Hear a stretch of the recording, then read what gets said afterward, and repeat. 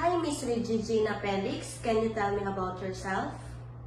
Hello, good day, Madam and Sir. My name is Regina J. Felix. You can call me Gina. I am 45 years old.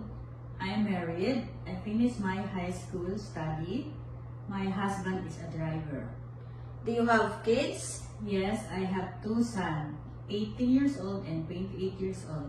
How many siblings do you have? I have three siblings. Do you have work experience abroad? Yes, I have. I work in Hong Kong for 4 years.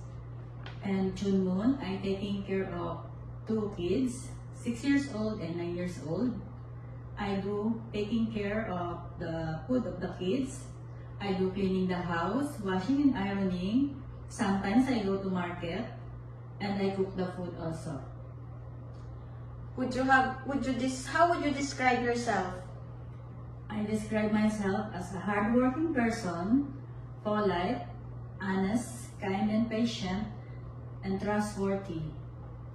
Do you have any tattoo? No, Did you undergo to any kind of surgery? no. Why do you want to work abroad? I want to work abroad again because I need to support the college of my son. Are you scared of dogs and cats? I am not scared in small dog, but I am scared in big dog. Can you give us your idea on how would you handle a naughty child or children with tantrums? Yes, I can handle the naughty kids when they also tantrums. I talk to them what they want, and sometimes, based on my experience, I ask him to drawing something so they can focus the mind in the drawing, and then they stop tantrums. Can you sing a nursery song? Yes. 5 little monkeys jumping on the bed. One fell down and bumped his head. Mama called the doctor and the doctor said, "No more monkeys jumping on the bed." 4 little monkeys jumping on the bed.